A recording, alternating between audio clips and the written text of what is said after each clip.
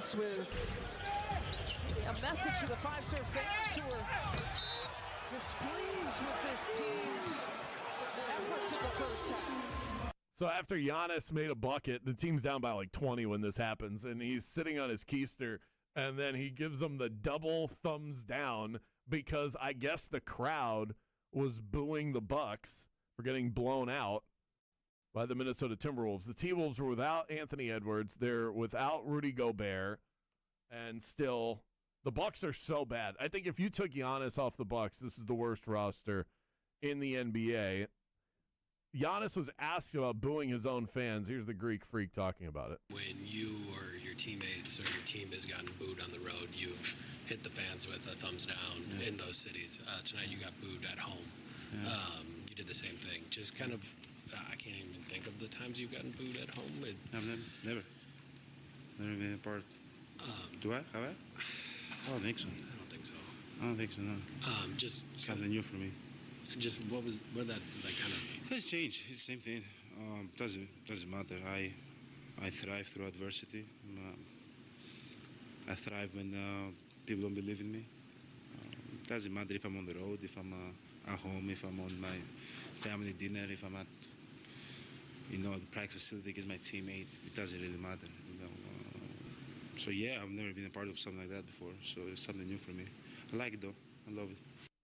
I think what's happening is Bucks fans they're having to try to come to terms ahead of this actually happening. They're having to come to terms with the fact that Giannis is going to be gone and their team is going to be terrible. So I think they're detaching themselves.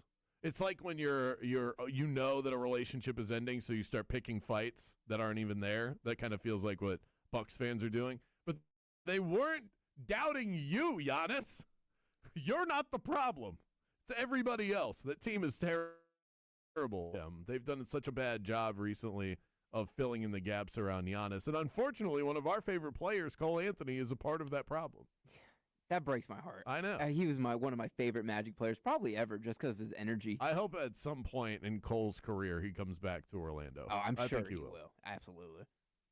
So perhaps Giannis is done in Milwaukee. I'll ask Nick Whalen about that. Nick actually lives in Wisconsin, so for all I know, he was one of the fans that got booed last night. We'll find out about that within the hour. Elsewhere in the basketball world, there's a big name missing from the latest injury report. Franz Wagner off the list. He has not been formally announced as active, but Jaden, we've been talking about the tea leaves that we've been reading. This isn't even a tea leaf. This is like a big red siren that Franz is playing. Oh yeah, they're screaming, "Franz is back! Franz is back!" Just silently. They're saying like silent. Franz is back. That's how they're saying. I'm gonna go to the Magic PR account. I want to make sure that I'm as accurate as possible. I don't believe, they still have not formally announced that Franz Wagner is playing. I wonder what they are waiting for, because this is the most obvious report that has not been reported yet. What if they just never report it and then they just throw him in? Plays? Yeah. I think they're waiting for tomorrow morning, get this big uproar from the German crowd, something like that. But, we have Jason Beatty from the Orlando Sentinel coming on the show later today, and I'm definitely going to ask him about that. Exit interviews today for the Jacksonville Jaguars. GM James Gladstone was speaking at the end of the season news conference and said that the team is encouraged by the progress that Travis Hunter has made in terms of his season-ending knee surgery, and he's eager to see him progress throughout 2026. More importantly, he said that he still expects Hunter to play on both sides of the ball. We had this debate several weeks ago, perhaps even months ago, when Travis Hunter got hurt, and I said that perhaps him playing on both sides is part of the problem, and I would like to see him excel at one and perhaps moonlight at the other rather than be pretty good or okay at both. That's my stance on it. Bianchi disagreed. I think if I remember correctly, you were on Bianchi's side with this? Yes. That he should just do both? Yes, but take that with a grain of salt. I think he should be a DB 90% of the time, and they have special packages for him on offense. I think you agree with me. That's exact. I'm fine with him playing both. I don't remember what you said exactly. I'm fine with him playing both sides. I think he needs to be excellent at one, not okay at both. I would rather have an A-plus DB that every once in a while is a D- receiver than have a C- DB and a C- receiver. That's my point.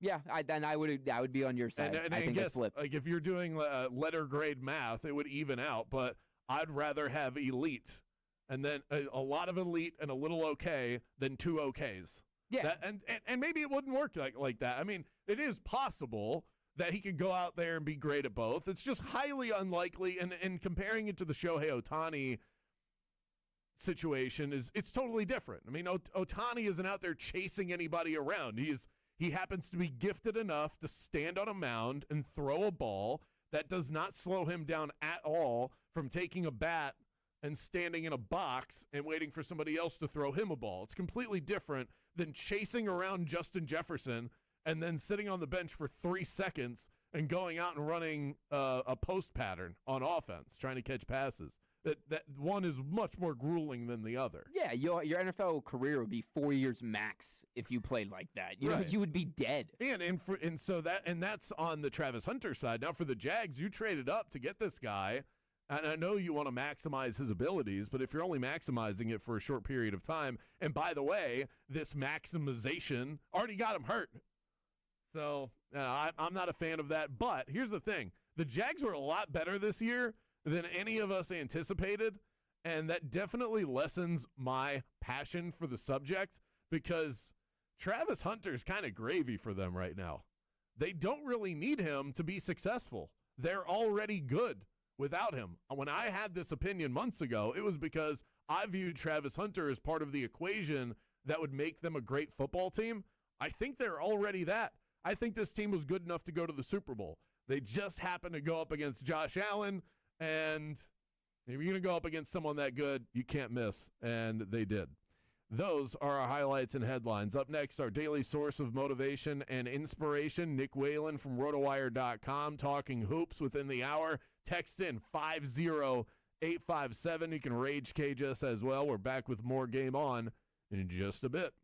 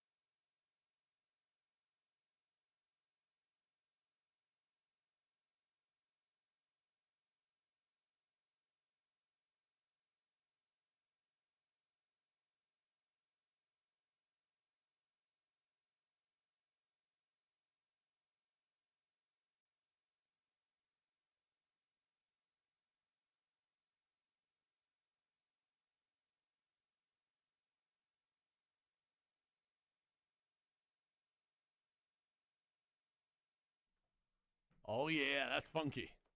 Welcome back to Game On with Bianchi and Kravitz, except Bianchi's out. Jaden's in, as he always is.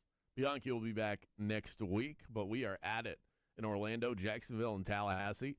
Streaming everywhere on the iHeartRadio app. Shout out to the Game Heads out there, our loyal legion. I saw Jesse on the Game Heads page requesting bumper stickers. Oh, that's dope. Might have to look into that. Can we do magnets? Yeah, I like magnets better. That was going to be the next word out of my mouth. Magnets are a little more expensive, but they also don't get stuck on your car. I got to sell the car eventually. Right. I have a lease, so I can't be throwing stickers on there. You're going to have to get a Gooby gun to scrape at him with your credit card. We had magnets for In the Zone when we first launched that show back in 2019, so I'll write that on the list, see how much magnets run me. If anybody sells custom magnets out there and you want to be in on this, we can probably work something out. So if you're in a custom magnet business, email me, Kravitz at 969thegame.com. I would be interested to have a conversation with you. Let's get to our daily coach quote. Our daily source of inspiration and motivation, and today's is about experience. Love this quote. Any fool can learn from their own experience. What you want to do is learn from the experience of others. It is good to learn from your own experiences. I'm not saying don't do that, but if you can avoid your own mistakes and learn from somebody else's, it's just one less mistake you have to make. As the youngest in a family of 5 and with 2 older sisters, I felt like I spent my entire childhood doing that, going, well, they got in trouble for that. I'm not going to do that. I did the complete opposite. I saw my brother get in trouble, and I said, I'm going to do that times 10. I guess 2 different ways to go about it. This is the importance of the coach quote was for exactly that. You know, like on a team, if you watch your teammate fumble the ball, you go, you know what? Maybe I should hang on to it next time, and then I don't have to experience what this guy's going through. Or if you're watching Tyler Loop, you're the backup kicker, miss the field goal that would send you to the playoffs. You go, you know what? Maybe I won't. Although I think every kicker probably tells themselves. Yeah, I'm sure. I was about to say, I think that's what Tyler Loop was telling himself. Yeah, right. See ball, make kick. So the text question today has nothing to do with that. But I was thumbing through Twitter, as I do on the daily, and I saw this clip from Scott Van Pelt. It was a podcast that he had. I did not send you this clip, so you don't need to feverishly look for it. Yeah, he's like, over there like, God, I don't know what he's talking about. I was going to send it to you, but honestly, the clip was kind of boring, but I found the contents of it entertaining. Scott Van Pelt was talking about how nobody that he's ever met drinks as much Diet Coke as he does. And I feel like we all have that thing that we do at an obsessive level where you'd go, I think I'd put this up against just about anybody. So that's the text question today, is what is the thing you are freakishly obsessed with and perhaps almost to the point where it seems a little unhealthy? Because if you drink more Diet Coke, just use that as an example. I like Diet Coke. I've converted to Coke Zero. Yeah, Coke Zero is so much better. Not a huge difference, but Coke Zero's just tastes slightly more like actual Coke. And I try to avoid the real stuff because there's just way too much sugar in it. But I love Coke Zero. I love Diet Coke. And I cannot imagine drinking so much of it that I drink more than anybody else that I know. I'll have like one a day, maybe. I have one a day. I don't drink soda that much, so yeah, I couldn't imagine. Scott Van Pelt's saying like he drinks like a 12-pack of Diet Coke every day. Well, maybe, he's a busy guy. Maybe he doesn't drink coffee or, maybe that's his caffeine kick. Trust me. Still. Yeah, that is. 12? Yeah. So that's crazy. But is there anything, and that sounds incredibly unhealthy, and I'm not a health nut, but that sounds like that would probably kill you. Yeah. Like the stuff they're putting in that to make it taste good, I'm not trying to put 12 of those in my body 365 days a year. That just sounds like you're asking for early death. He's going to be diabetic. Like, you have to. I don't think that would cause if you are Yeah. drinking, that's the reason to avoid the real stuff. Yeah, There are different problems, Yeah, probably there's like fake growing sugar like a in there. tumor in your head, I think would be the bigger problem. I think for me, maybe I'll come up with a better answer than this. Obviously, my degree of sports betting is if you guys you only know the surface, okay? We know the winners. We don't want to know the losers. I try and admit the losers too, but if you knew what the spreadsheet looked like, you think your eyes would pop out of your head. But I'm gonna go with since we're talking about food and drinks, I eat a lot of eggs. That's good and though. have Protein. my whole life. That's protein. Yeah, but I think if you eat too many eggs, it's like high in cholesterol and things. Sodium and all. Yeah, right. It's not like it's not like eating spinach where no matter how much you eat, this is just good for you. I think there's a limit, and I eat eggs almost every single day of my life. Not for health benefits. I just love them. Scrambled, hard boiled, over easy. Like I'll take them any which way. I didn't know you loved eggs so much. I'm finding new things out about you. So what about you? For the food, it doesn't have to be food. Okay, well, if we're talking food, I eat way too many sweets. So much. You know that better than anyone. I eat too many sweets. I'm also way addicted to my Xbox. I get home, don't matter what time of day is, I need an hour before sleep. I don't care if it's midnight and I have to wake up at 5 in the morning. I'm getting an hour of Xbox.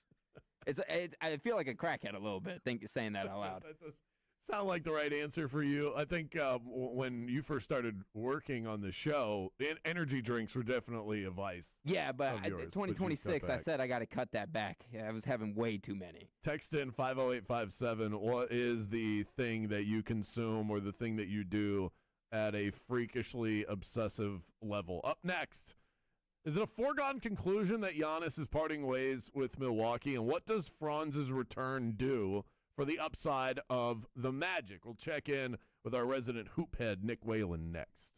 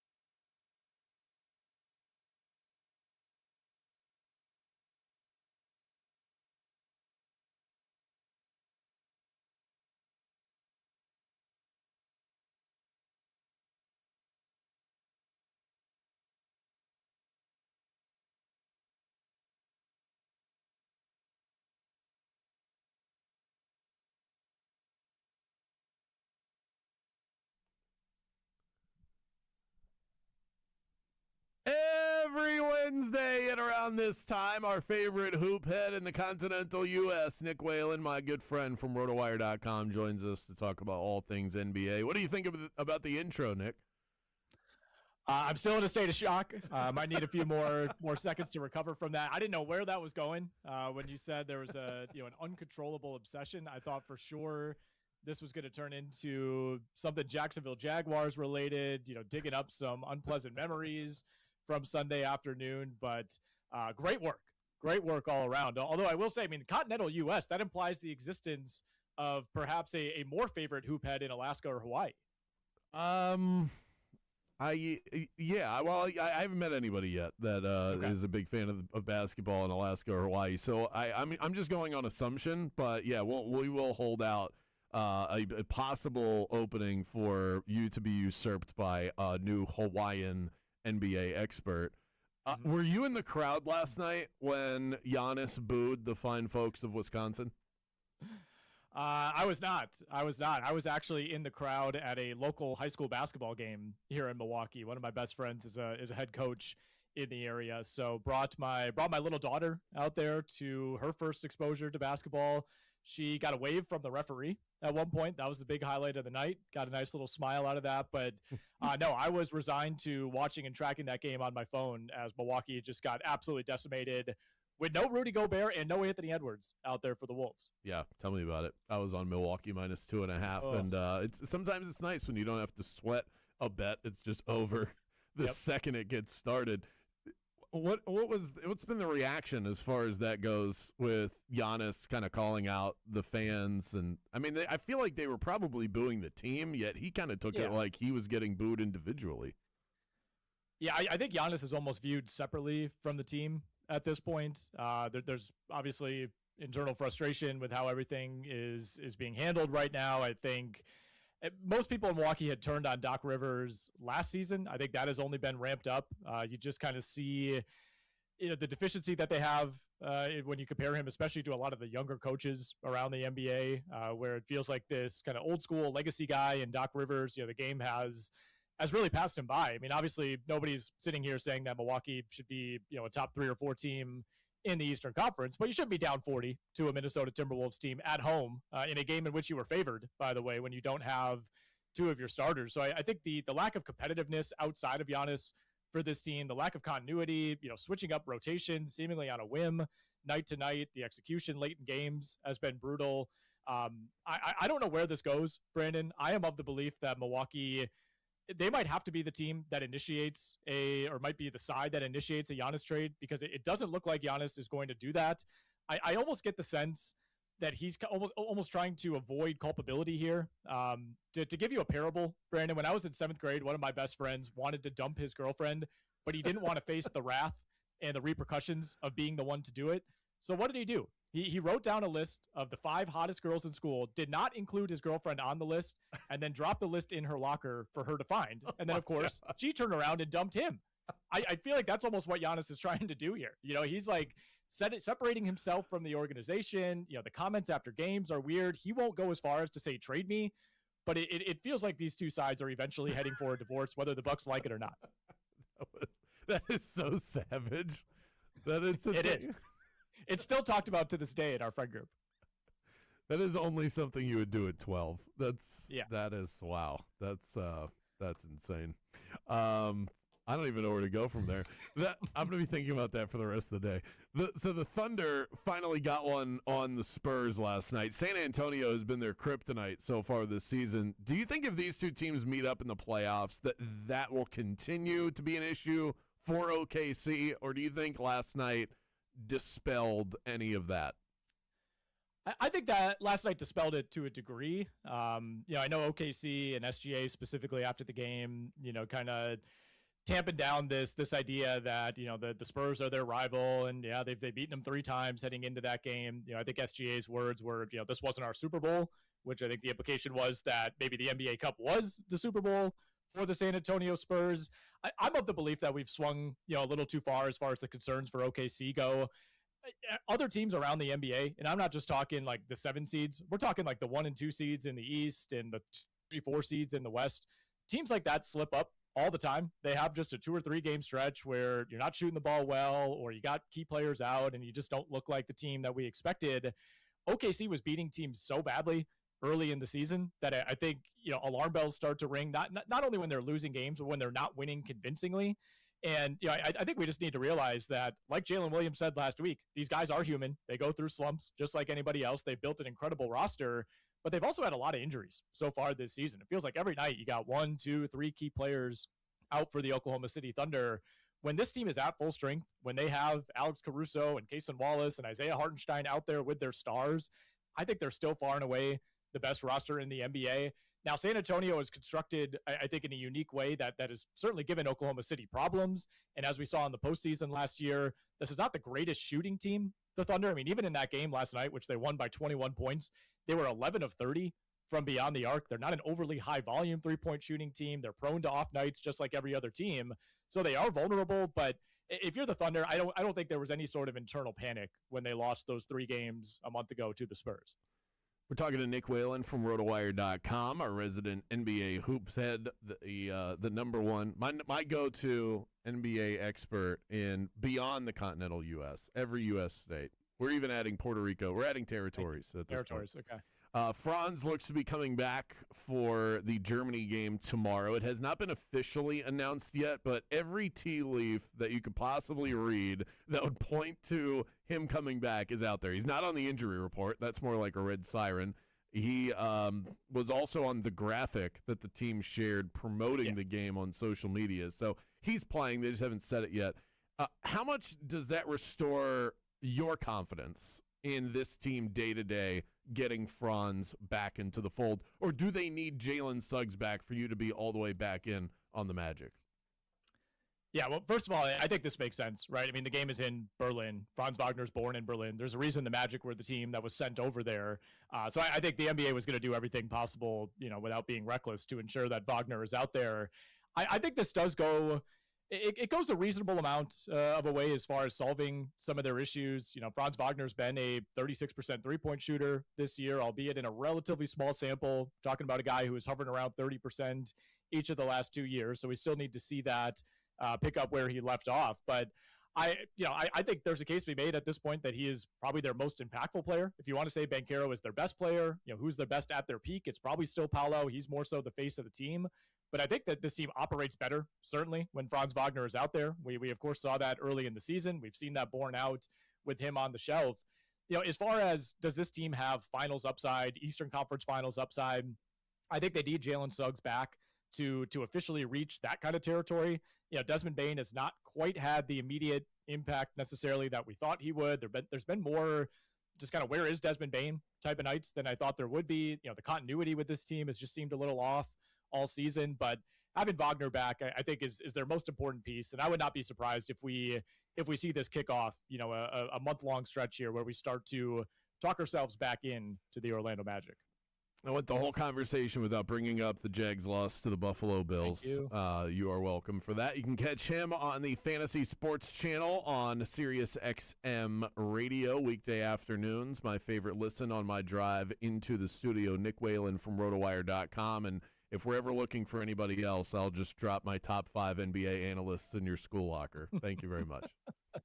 You got it, man. Anytime. Looking forward to doing this with you throughout the season. Up next, your texts, your talkbacks. We got you right here on Game On. I'm still looking for somebody that makes custom magnets, by the way, so that we can get the gear going for the game heads out there. We're back with more in just a bit.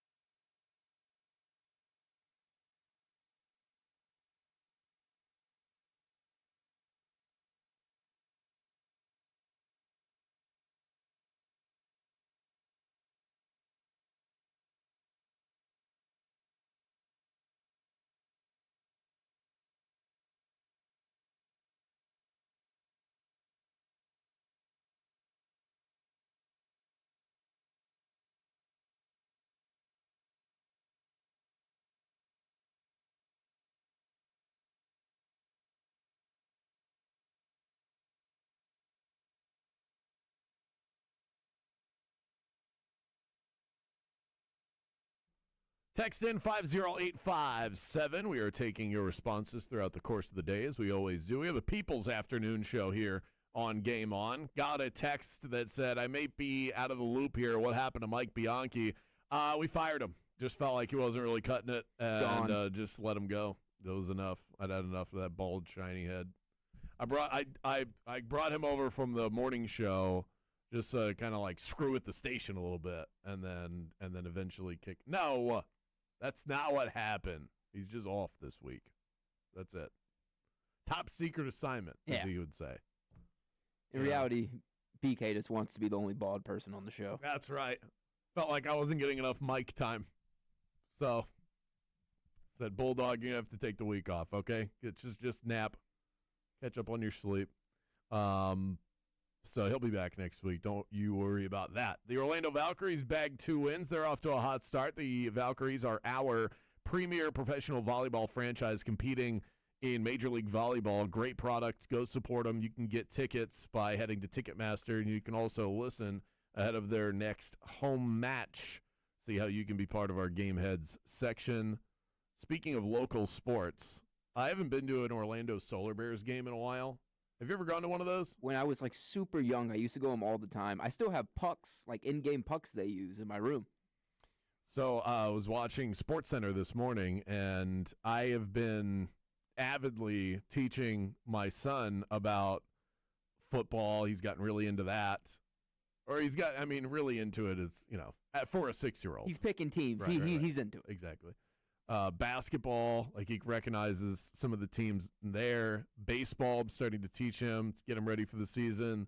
And he can kind of even like tell the difference between pro and college. So, okay. But hockey was on SportsCenter this morning, and he goes, "What is that?" And I was like, I'm not really a hockey guy, so it's hard for me to I can't teach him that sport like I can some of the other ones. I explained that's the puck, and they're I know it at least a baseline level. They're trying to get the tiny puck into the net, and I was like, "Would you ever want to go to one?" He's like, "Sure." So I looked at when the next Solar Bears game is. There's one on Monday on Martin Luther King Day at 1:00 in the afternoon. So might go to a Solar Bears game on Monday. I think you should do that. Because even when I was own age, I went to Solar Bears games, and I still remember them to this day. They're so much fun. And you just watch dudes beat up each other in the middle of a game. What's not to love? We went to Monster Jam this past weekend. Me too. By the way, I meant to give them a champ. What a phenomenal event that is. And a little bit VIP status. I was in the club section, so I was actually inside. I had this whole row to myself. Panel glass in front of me. We were in the same room. How did I not see you? Wait, you were there too? Yeah, up in the little press box. Yeah. And they had sodas in the fridge? Yes. It was awesome. Yeah, how did I not see I'd never done that. Huh. And so, I brought the noise-canceling headphones. I thought it was going to be too loud for my kid. He loved it. And because we had all this space, I had the playoff games going on my phone. So it was a major vibe with the monster trucks in the background. And it was the end of Rams-Panthers on my phone in front of me. And this is how I know I've hooked my kid properly. He was more into the football game than he was the monster trucks, but kind of bouncing back and forth. Had an absolute blast. So now, once you kind of sink your teeth in as a parent, you want to see what else you can get them into. Right. And that's why I'm thinking Solar Bears on Monday could be a possibility. On the text line at 50857, what is the thing that you are freakishly obsessed with that you have every single day? Jaden's is the desire to play video games. Thinking about it right now, actually. What are you going to go play? What's the one that's... I've been grinding 2K recently. This Thanks is to how I Mike know, Bianchi. yeah. He bought it for me. He got me a gift card. NBA 2K you're playing? Yeah, he got me a gift card for that's Christmas, so I had to say Bianchi bought it for me. That's how I know I'm getting old, because I was about to ask you if what disc is in your PlayStation, but that's not how people are playing games, right? I still have disc. Do you get disc? This one's digital, but I do have some disc. Mine is eggs, and then another one that I thought of, mints. I have a mint every time I get in my car. It's like the most OCD thing about me. Like gum or like mints, like real. Like So hard I used mint. to do gum back in the day. I used to always have a pack of Trident in my pocket. Okay. But Mallory, my wife, hates people that chew gum. So she doesn't like gum chewers. So I had to give that up for mints. And so I've been on mints for like 15 years now. So that's Okay. That is one of those things that, like, I can even feel it when I start talking about it. My mouth feels dry right now, even just having the conversation with you. Well, what are you going to do, like pop a mint in the middle of a segment? Yeah, you can't talk with a mitt in your mouth. Exactly.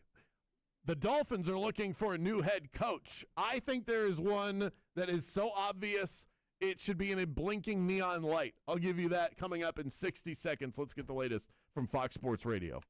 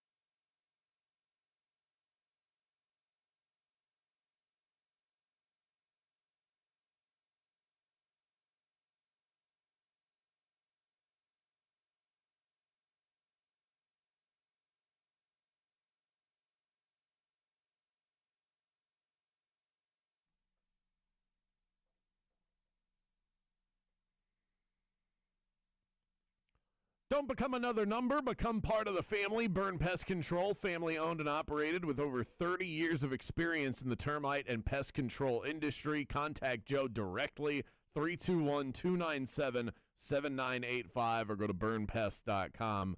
Continue to text in 50857. This person says Aldi green tea at lunch.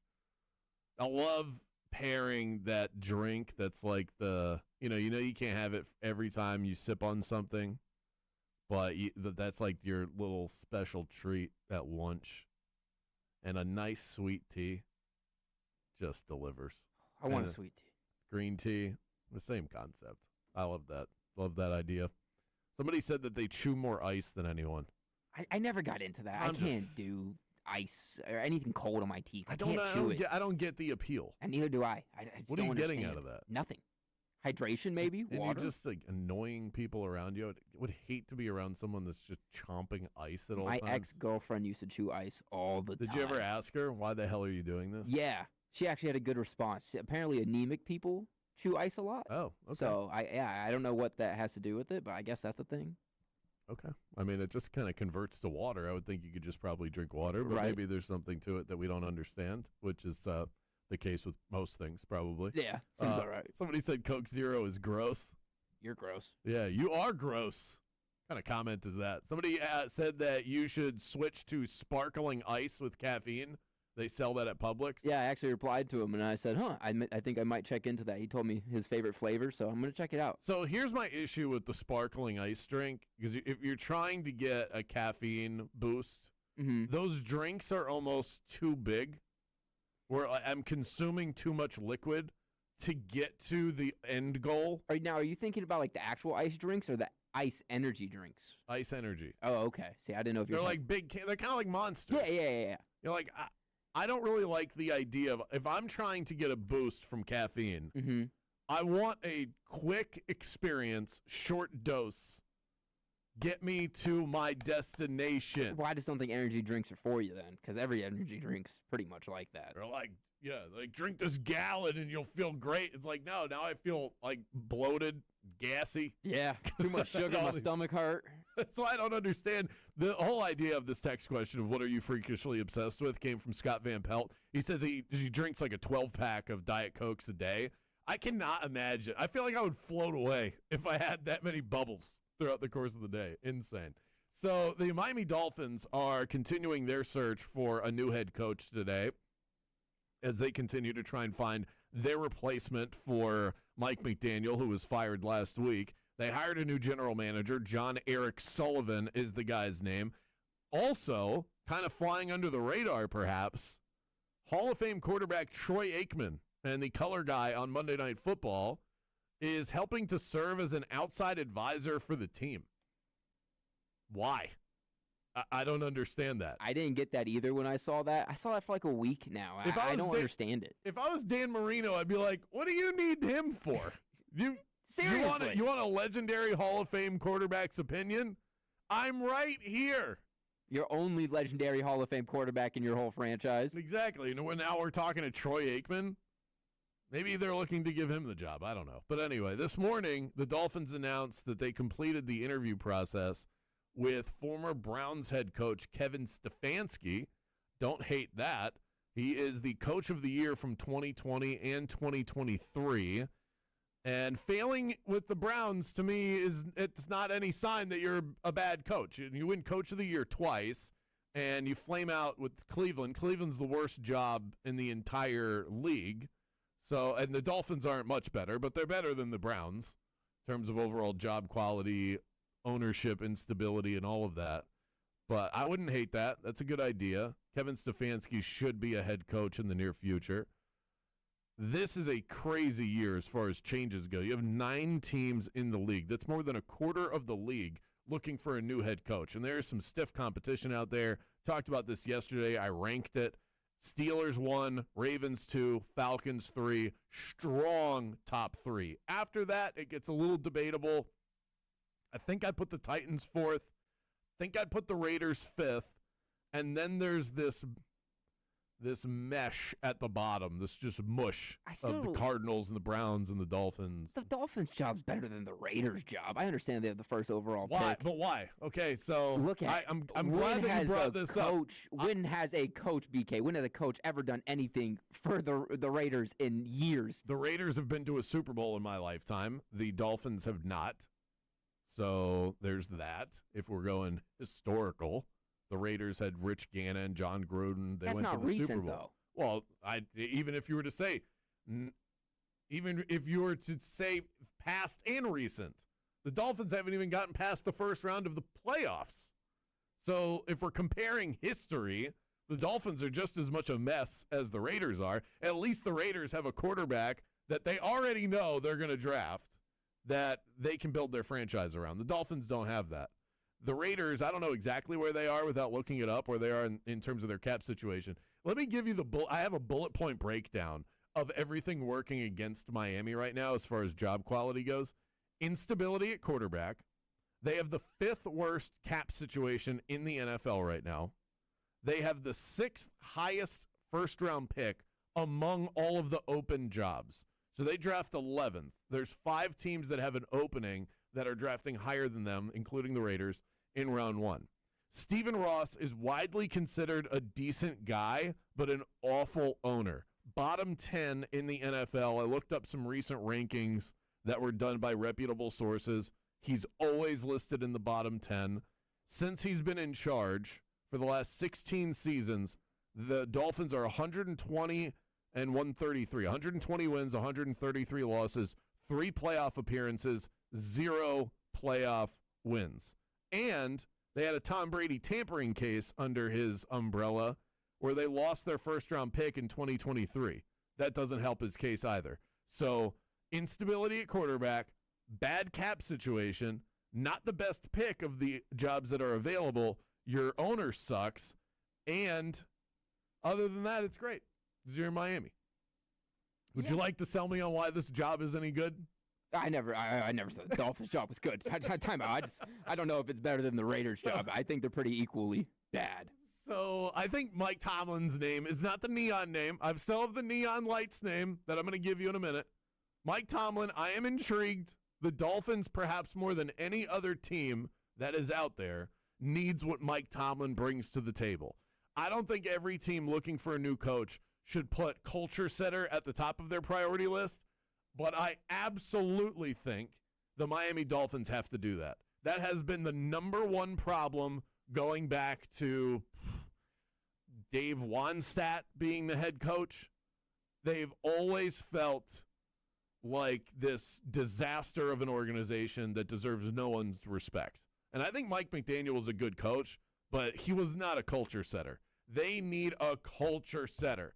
Dan Campbell, John Harbaugh, Jim Harbaugh, Mike Tomlin, these guys that come in and instantly those programs become respectable institutions. The Dolphins haven't been that in a long time. Mike Tomlin will bring that to wherever he goes.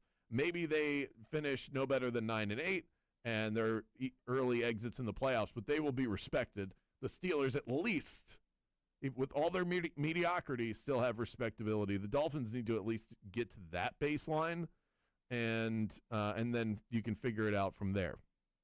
Would you like to know the name? I would love to. Do you like the Mike Tomlin idea? Mike Tomlin to Miami? I on the opinion of Mike Tomlin shouldn't coach again because he's never lost. He's never had a losing season. Why would you even put that up at risk? Like, come on, dude. That's legendary. Just keep it. Don't come back to coaching. Hasn't won a Super Bowl since 2009. Still has a ring.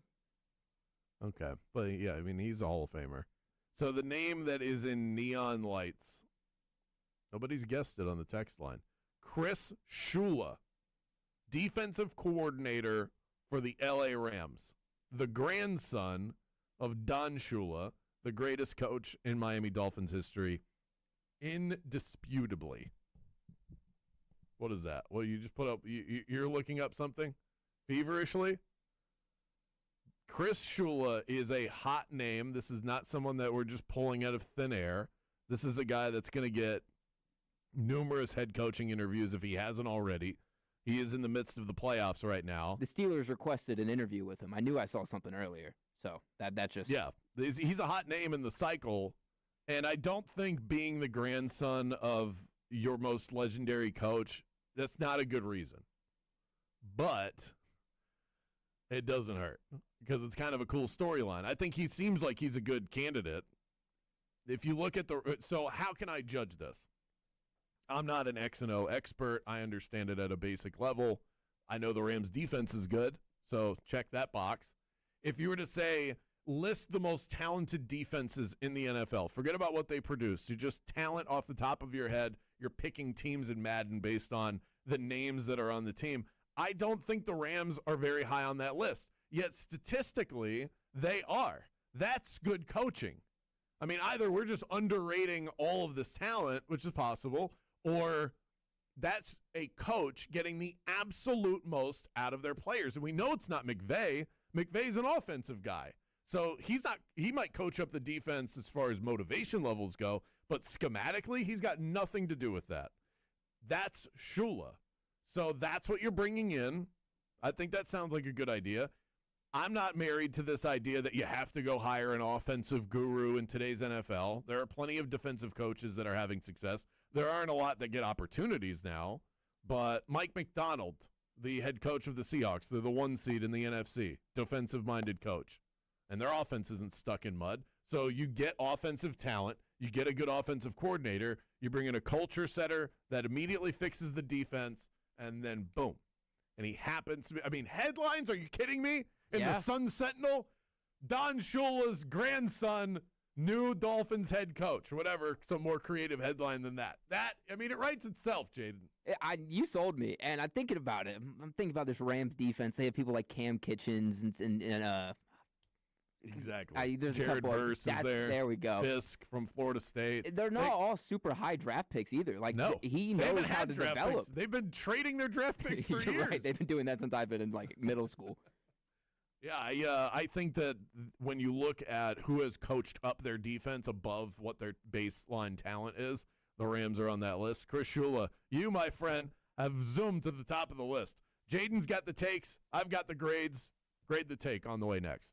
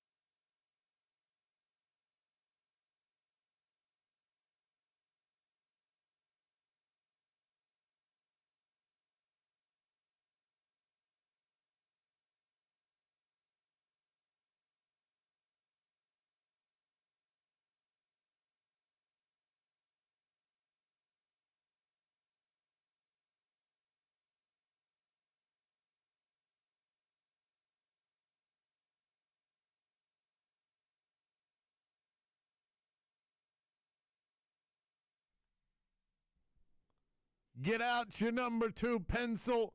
Get out your abacus. It's time to go to school. We're going to grade the take. I am the professor on record here.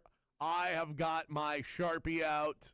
There will be no erasing these grades. Once we set them in stone, they are what they are. They will be carried with you throughout the rest of your time in school. I don't know how else to explain this, but anyway, you got the takes. Go ahead and hit the music, Jaden. What do we got?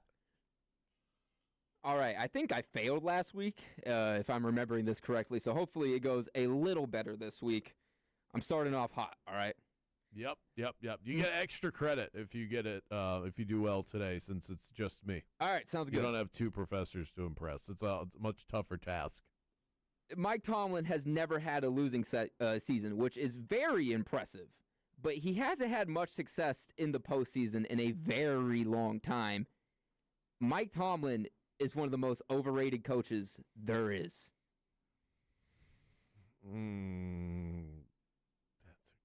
That sounds to me like that's a B. That's a B take. Yeah, that is pretty hot. And with his lack of playoff success for the last 10+ years, it's kind of hard to argue that. So it is a hot take. I think you can go either way with Mike Tomlin. And I know that doesn't necessarily play well on this format because everybody's got to have their hot take and stick to it, and nobody can waffle. I think more than anything, he deserves his flowers, but he hasn't really won anything. He's been winning, which is hard, but he hasn't won anything. We judge coaches and players off of championships. If he was a quarterback, let's think about it like that. If he was a quarterback and every year his team was slightly above 500 and then he got booted from the playoffs in round 1, we'd be looking for a new quarterback a lot quicker than 19 years in. You're just talking about Justin Herbert. We are getting to that point with Justin Herbert. He's still pretty young, but yeah, solid. B-take. Good start. The Miami Dolphins are in desperate need of a coach. I don't know if anyone wants that job. They're going to call everyone they can. Everyone's going to reject. They're going to be scraping at the bottom of the barrel for a head coach. They're not going to be able to find anybody. I haven't heard this guy's name in any coaching talks, really, beside offensive coordinator talks. Brian Dable, the next Miami Dolphins head coach. Oh, God, that's an F take. There's so many good options out there. I think Daboll gets a job somewhere. I think he gets a job as an offensive coordinator. He had a chance to excel with the Giants. He got them to the playoffs with Daniel Jones, which, and now it doesn't look as impressive as it once did. But he flopped. And usually when you flop like that, you get the coordinator job, and then maybe you work yourself back up. And there's so many hot candidates that are out there. And there are a lot of openings, but still, it's an NFL job. At some point, you find someone that's just desperate to be a head coach that's on the list. The Clint Kubiaks, the Chris Shulas, Stefanski's out there. Harbaugh's out there. Maybe Tomlin's out there. Jeff Hafley, the defensive coordinator of the Packers, is one of those names that's really hot in the cycle. Anthony Campanelli, the defensive coordinator, a fine Italian man for the Jacksonville Jaguars. I think Brian Daboll is going to have to sit this cycle out. I'm not even seeing his name anywhere. Yeah, I thought he would even be like OC talks. I haven't really seen him in OC talks. You would think. He was a great OC in Buffalo and helped to fix Josh Allen. He was at Bama? Yeah. He'll end up somewhere. In 10 years, we will be having the discussion, who is the best college football coach of all time, Nick Saban or Kirk Cignetti? C-. I appreciate your gumption there, but Nick Saban won at such a high level for so long. I think if Kurt Cignetti even got close, he'd age out of the process. He's already an older coach. How old is Cignetti? I want to say 64. I'm thinking mid-60s for sure. He's well done. Baller. 64 years old. You know what? I'm bumping it up now, C+ just because you nailed the age. I'll take it. Well done. I will take it. But I think I've seen this out there. Kurt Signetti, you know where he was born? Pittsburgh. Pittsburgh, People PA. have been saying to the Steelers. I saw that. Yep. That ain't never gonna happen. That's He's not probably leaving Indiana. He shouldn't. He's got a perfect situation right now. He's absolutely beloved. Don't tinker with it. You can't. Colin Cowherd once said this years ago. It's always stuck in my head. Don't try and out happy. That's such a good quote. It is. Yeah, that's really. I mean, Colin, this week has been the week of Colin Cowherd. Credit where credit is due. I think he's lost his fastball. He's rediscovered it. He's Clayton Kershaw right now in the playoffs. And they're like the good. That's probably not the best comparison. You know what I mean? The end of the year, I think he had like one good game in him. He's Verlander with like one long in the tooth, but he's got one good game left in him. He says something once a year to remember for a while. There we go. Giannis Antetokounmpo will never win another championship, no matter if he stays in Milwaukee or leaves for a bigger market. He's one and done in the NBA Finals.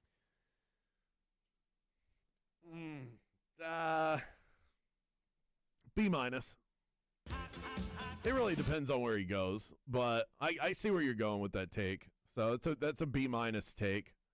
Because if he ends up with San Antonio, he's winning a championship. But he's got to force his way out because Milwaukee's not trading him. Milwaukee will not. They're not going to go, you know what, we love selling tickets, but we're kind of tired of it. So let's trade him, and then our best player is Ryan freaking Rollins. No, they're not going to do that. So Giannis is going to have to force his way out, and then at that point he's got to pick the right spot because we've seen stars force their way out, and then they force their way out to the wrong situation, Kevin Durant with the Brooklyn Nets and things like that. So he's got to go to the right place. But there are those spots out there where if Giannis was added to the equation, if Giannis was in Golden State right now, their window would be really thin, but it would be open. It would be this season and this season only. But they are really good. If they added Giannis, maybe they had to give up Kuminga or someone like that. Get Giannis in there, they can win a championship. San Antonio would be set up for years. There are teams out there where he could win a title right now. The key piece for the Jacksonville Jaguars to make the Super Bowl next year is Travis Hunter, but not as receiver. 100% DB. They need that help on the defense. Travis Hunter is the key to the Jags franchise. D. Yeah, it wasn't really a hot take. It's a D. I think because the thing that has to be so exciting for Jags fans is that you win all these games. You're the 3 seed in the AFC. The team looked incredible down the stretch. Defensively, best run defense in the NFL. Trevor Lawrence figured it out. The run game was cooking, and a lot of that was schematic. I think that's going to work with whoever they put back there, even if ETN moves on. Tootin is still in a rookie deal, so all of this sets up for the Jags, if they don't mess things up and they don't have bad injury luck, for them to be good moving forward, even if Travis Hunter never played another down. So he's not the key. I think he's the gravy. Travis Hunter is the gravy now to the Jacksonville Jaguars. I like what you did there. Just took the question, ran with it. I loved it. That was great. Well done. Yeah, I mean, it was like, I think average about a C+. So that was my entire college career.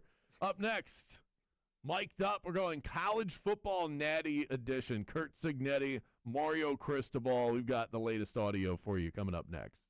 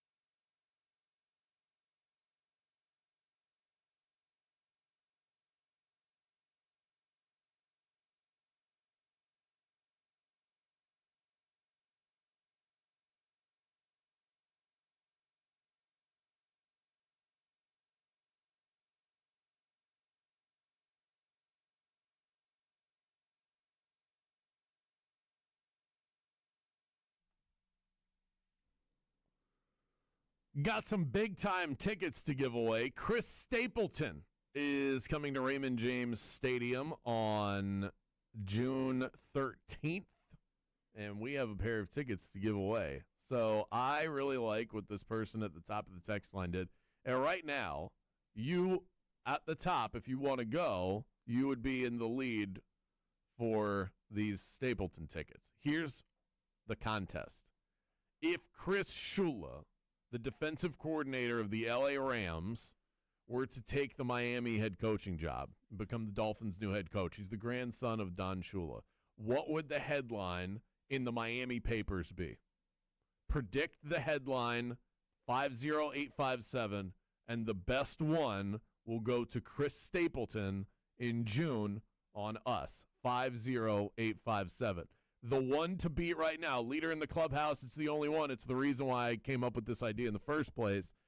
Family affair, Ashula is the Dolphins head coach again.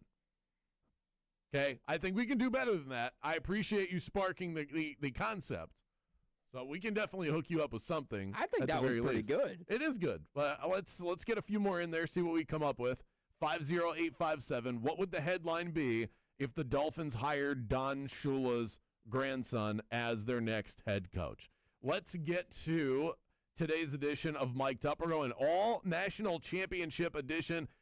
It kills me that we have to wait. Here we have a Wednesday with nothing, a Thursday night with nothing. We got Magic Grizzlies in the afternoon. Thursday night, nothing. Friday night, nothing. I've got used to having these big games between the holidays, and there's games on Christmas, and it felt like every day there was some big sporting event, and now I've got to sell myself on Pacers-Raptors tonight or something. How do you think I feel? Hurricanes football is the only thing I had going for me this year sports-wise, and they don't even play this week. So that's on Monday night. But we're going to all-national championship for Mic'd Up today. Let's start with Mario Cristobal. He talks about when he was fired from FIU and how that set him up for success. You know, I'm pretty stubborn. Always have been stubborn. And in my mind, we were going to win a national championship there. And people would look at me like I was crazy. And sometimes if you don't move and God wants you to move, he'll kick you so you can move. And for whatever reason, that's the way it worked out. And it was a blessing because I had the opportunity to go learn under Coach Saban, and then eventually end up at the University of Oregon.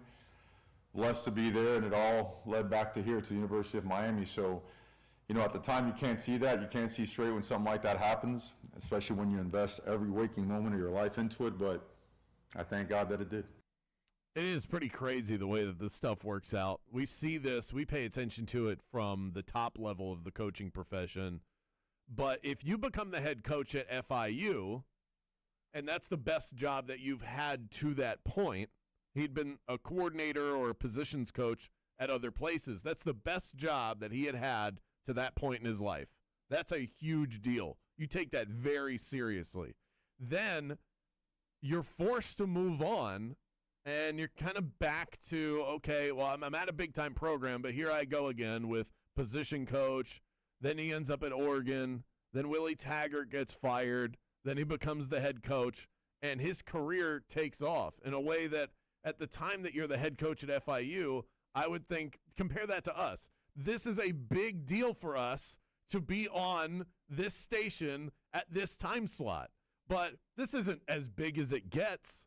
But it's hard to see anything beyond what you're doing because you get so into it. Yeah, you don't see it until you're in that moment. Really cool perspective. Mario Cristobal continues talking about his prep leading up to the big game. You know, the routine doesn't change at all. You know, it's almost identical because you do have to check into a hotel, you know, a specific hotel on a specific date. The only thing that changes is that classes have started, you know, and we have, I believe, 28 new members, 28 of the 29 of the 30 new members of our team here practicing with us, which is great for us. You know, as the year goes on, we've lost some guys to injury, and they've been able to get a glimpse of what preparation is like. But aside from that and preparing for a game, nothing changes. It's so weird to think about these guys doing algebra Right? in between getting ready for this game because it feels like these guys are full-blown pros, but I guess technically still college students doing the college student thing. That makes millions of dollars. Right. Yeah. Richer than anybody else in geometry. Now we have a bit of awkwardness between Mario Cristobal and a reporter who was asking, why didn't you recruit Fernando Mendoza? And the question is, I'm sorry? The irony of playing against Fernando, the son of a guy you played high school ball with, who was the high school. Yeah, football is awesome. You know, it's almost that part of it coming full circle, watching his sons are great football players. Obviously, the Heisman was earned and well-deserved. The type of season that Fernando has had, really, they've dominated just about every game, and any time a game was close, he was a big reason why the outcome is or was what it was, because this is his level of play. And, you know, his younger brother is going to be as good or even better, you know, and I think if you talk to the people over there at their university and at Columbus High School, they'll tell you that. Just really tough, smart, hardworking, awesome young men that represent their families and their university really well. Go ahead. Yeah, I was just talking about the irony as well as having to play against him. Right. Yes, sir. Okay. Why was he ducking that? I don't know. He's been really weird with these press conferences ever since we've been in the playoffs. He's always hasn't been like the best media guy. But even when we beat Ole Miss, he's telling the people that run that bowl game, the Fiesta Bowl, to get off the stage so our players can be on. I don't know. He's being a weird guy. I guess he doesn't want to admit that he screwed up, first of all. And then it's also, if I'm putting myself in the mind of Mario Cristobal, a little bit of a slap in the face to the guy who is quarterbacking his team to a national championship and Carson Beck. Like, hey, don't you kind of wish you had the other guy? I was like, no, I'm good with who we have. Even if, you know, obviously we'd all take Mendoza over Beck, but still, you got to believe in your guy. Let's go to Kurt Signetti, the head coach of Indiana. He talks about his quarterback, Fernando Mendoza. Well, you know, Chandler Whitmer and Derek Owens, our strength and conditioning coach, have more day in, day out involvement with Fernando than I do. And I can tell you this, that the best way to lead a team is to perform well, and especially at the quarterback position. You know, I've never tried to, like, make that guy the leader in spring ball because his performance will speak for itself. And he is highly, highly respected in the locker room. You know, the way he's played speaks for itself. I mean, I thought he was excellent against Oregon, and he's just, you know, even since the Heisman Trophy, he's upped his level of play. And, you know, he's a special guy. I mean, he's extremely intelligent, and people recognize that. And, you know, he says the right things, and he'll be really successful one day when football ends, whatever it is he chooses to do. Yeah, he does strike me as one of those people, Fernando Mendoza, that would just be good at whatever. Yeah. Whatever he chose, he was just going to be good at it. And that's why he's excelling at this. Wasn't a highly touted recruit coming out of high school, but he has the drive, the leadership, the work ethic to just be good at whatever it is he decides he wants to do. And this is what he has chosen. I will always remember Fernando Mendoza. He'll always have a special place in my heart because he's the first player I have ever voted for a Heisman Trophy. So You have an emotional connection there. that's right. Yeah, Fernando Mendoza. You always remember the first. All right, we'll take a break. And I got a couple more for you. We'll tee those up throughout the course of the show. Up next, back to your texts, your talkbacks. We have got submissions coming in. What would the headline be down in South Florida if Chris Shula, the grandson of Don, took the job for the Miami Dolphins? Your shot at Chris Stapleton tickets coming up next.